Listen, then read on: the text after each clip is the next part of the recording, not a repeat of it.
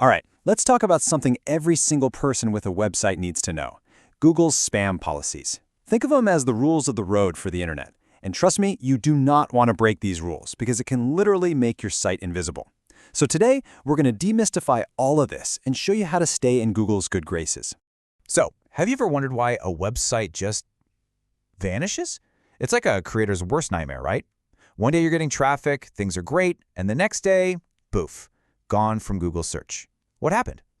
Well, a lot of the time, the culprit is a violation of the very spam policies we're going to get into right now. Okay, so here's how we're going to break this all down. First up, what even is Google spam? Then we'll dive into the big categories: content and keywords, some sneaky tech stuff, link and reputation games, and finally, what happens when you get caught. Let's do it. All right, section 1. What is Google spam? Really? Before we get into a long list of don'ts, it's super important to understand the one big idea behind all of these rules. Seriously, if you grasp this one concept, the rest just makes sense.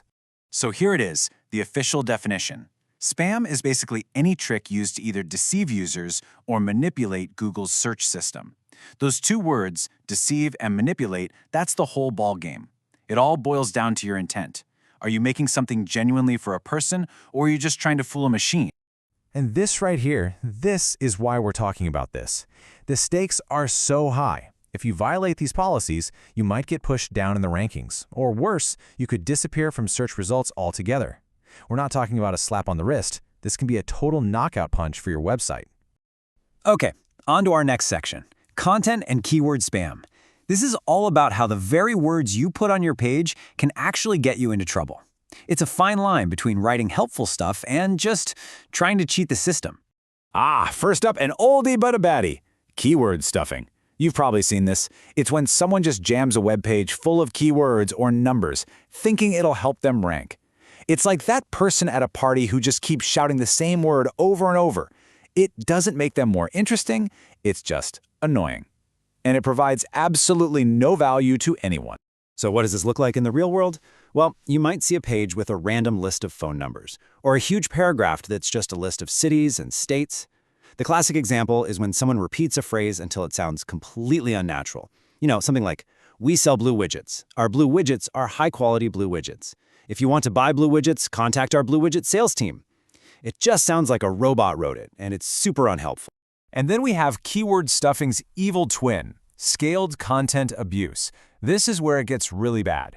We're talking about generating tons, sometimes thousands of pages, often automatically, just to try and manipulate search rankings.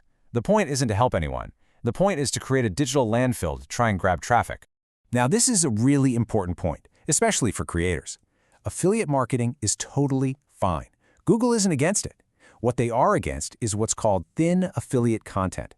That's when a site just copies and pastes product descriptions from a merchant and adds zero value. A good affiliate site does the work. It provides original reviews, it tests products, it gives you useful comparisons. See the difference? It all comes back to that one question. Are you adding value for the user? All right, let's get a little technical. Our next section is on deceptive technical tactics, or what I like to call the digital bait and switch.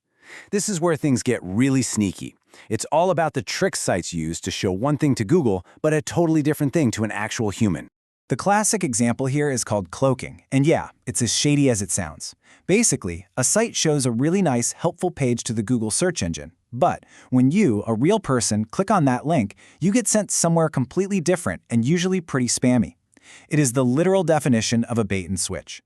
So, for example, a site might show Google a beautiful page about Italian travel destinations. Looks great, right? But when you click it, you land on some page selling discount pills. That's cloaking in a nutshell. Another little trick people try is hiding text by making it the same color as the background. You can't see it, but the search engine can. Still deceptive, still spam. And that leads us to redirects. Now hold on, redirects aren't always a bad thing. In fact, they're super important. If you move your website to a new address, you need a redirect.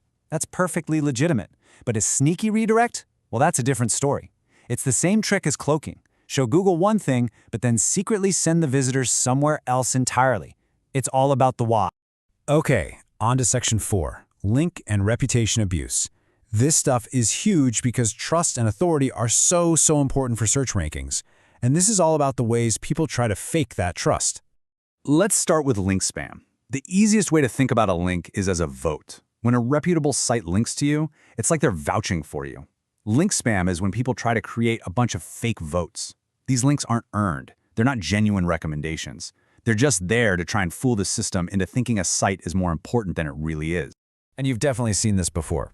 The most obvious one is just straight up buying or selling links. Then there are those schemes where it's like, hey, I'll link to you if you link to me over and over again. But the one we've all run into is the spammy forum comment, right? It's some generic post that says, great article, and then the signature is a link to buy cheap sunglasses. Yep, that's link spam. Okay, now for a newer one called site reputation abuse. This is pretty clever in a bad way. It's when a spammer gets their low-quality stuff published on a totally different, high-quality website. The goal is to basically ride the coattails of that trusted site's good reputation. The newspaper analogy is perfect. It's like a trusted publication letting a scam artist write the front-page story. And Google's own example makes this crystal clear. Picture this. You're on a major, well-respected health website reading about nutrition, and then you click a link and land on a page reviewing the top 10 online casinos. You'd be so confused, right? That casino page has zero business being there. It's only there to abuse the health site's good name. It's confusing, it's out of place, and it's a big no. So, we've talked about all the rules. The big question is, what happens if you break them? Let's get into our final section, the consequences. This is the part you really want to pay attention to. To put it simply, you land in the penalty box. And just like in hockey, it can take you out of the game for a while. And the outcomes can get bad fast. At first, maybe your site just ranks a bit lower, but then it could be removed from search results completely. You could also get a manual action, which is when a real person at Google flags your site. And you might even lose your eligibility for cool features like top stories or being in the Discover feed. It's a slippery slope. Look, after all that, all these rules, all these warnings, if you only remember one thing, let it be this. It is so simple. Build for people, not for search engines. Seriously, if your main goal is to create something genuinely useful for another human being, you'll almost never have to worry about any of this stuff. So that's the whole shebang. And I want to leave you with one last question to think about for your own work, for your own site. Ask yourself this, and be honest. Is what I'm making designed to help a real person, or is it just designed to game an algorithm? Because the answer to that question, well, it changes everything. Thanks for tuning in,